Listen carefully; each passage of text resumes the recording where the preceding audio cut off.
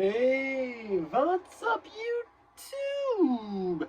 It's Mark Timberlake and I'm back with a brand new video, and today guys, doing more college football talk. Season's coming to an end. You got a lot to unpack in these last 2 weeks of the regular season. So first things first, Michigan and Ohio State, both still undefeated.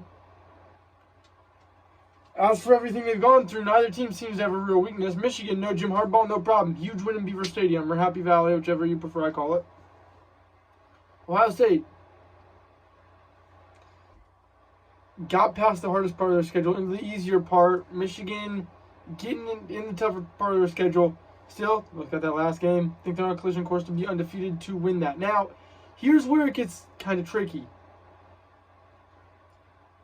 Let's say, for instance, Michigan's undefeated, Florida State's undefeated, 13-0. You're going to have most likely 13-0 Big Ten champs.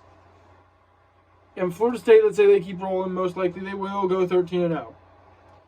So let's just, for the sake of it, let's just say Michigan's a 13-0 team. Okay, you got Michigan at 13-0. Florida State locked in at 13-0. Now, let's say for the sake of argument, SEC championship is already set. Georgia v. Alabama. Let's say Alabama ends up winning that game. And then you got, so then you'll have it, then that's where it gets tough. Because you got 12-1 conference champion Alabama, a 12-1 non-conference champion in Georgia. Now, Alabama wins that. That'll be the best win of the season for anyone in college football. And I don't think I'm stretching too much when I say that. I mean, yeah, people say, I know Stetson Bennett. Georgia's still locked and loaded. They're still a good team. And then let's say you get Oregon going in. Oregon beats Washington, conference championship. Then you got a 12-1 conference champ, Oregon, 12-1 non-conference champ out of Washington, and then let's say Texas keeps rolling. Texas wins their conference championship. You got a 12-1 conference champion in Texas. Now this is where it gets really tricky because you got a 13-0 Michigan team, 13-0 Florida State team. Got 5 12-1 teams, but only 2 spots. First, I say we go with the 2 teams that you would eliminate. I'd say Georgia, if they get beat by Alabama, 12-1 non-conference champ, they're out. Washington, 12-1 non-conference champ, they're out. Because the committee is going to look at the teams that are also 12-1 like them, but are conference champs. Not to mention Oregon, if they win that, they eventually only lost in season 2 Washington. So this is where it gets tough, though, because you got 2 more teams, but there's 3 that are 12-1 conference champs.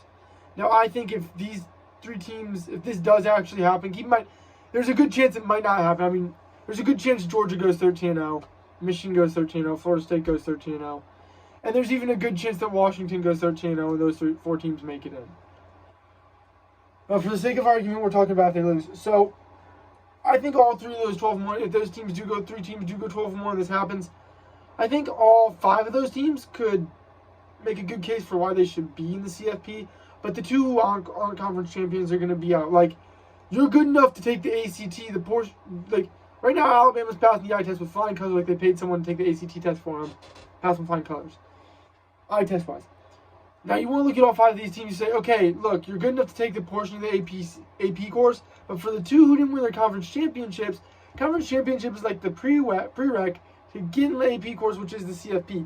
So for the ones who don't win the their conference championship, you could take the AP class, but you don't have the prereqs to be in the CFP to get to the AP class. That's why you're not taking it. So if I had to make a bet, I would say number 1, I'd say Texas would be in, because they beat Alabama, who just beat number 1 Georgia. Texas has 3 ranked wins, plus a top 10 win at the time, who will be most likely is now number 8, but at the time was number 3 Alabama. Now, if Alabama beats Georgia, I would say Alabama will be in strictly because of the eye test and with how much they've been beating every other team by such just like a clean slate.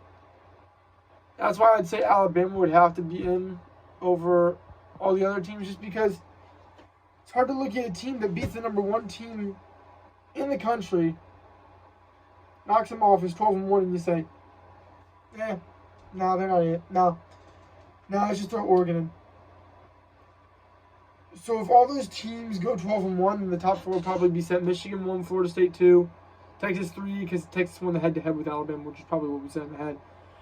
Alabama 4, which would, in my personal opinion, that would be a very enjoyable CFP.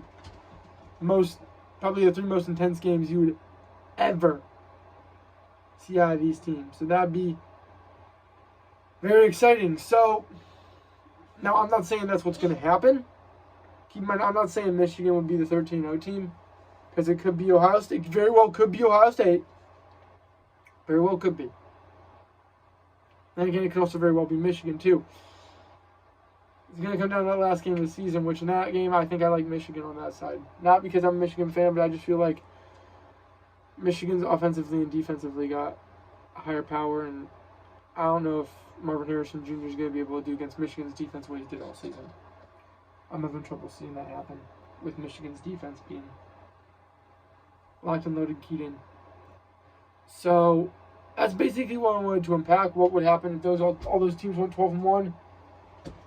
That potential game. But overall, if I had to pick my top 4 teams, Georgia, Michigan, Florida State, and I'm going to say I don't think anyone's beating I don't think. And then that Georgia-Washington game could go either way. But for now, I'm going to have to say Washington, because they're just looking dominant. Oregon's really taking care of business too, but I'll say Washington right now because they have the head-to-head. But yeah, let me know what you guys think, because I'm definitely interested to hear what you guys have in your top 4. But and hit me up with any questions you might have on Instagram, whatnot. Hit me up on the social platform, Instagram, AskaniMark82. Guys, hit me up on that.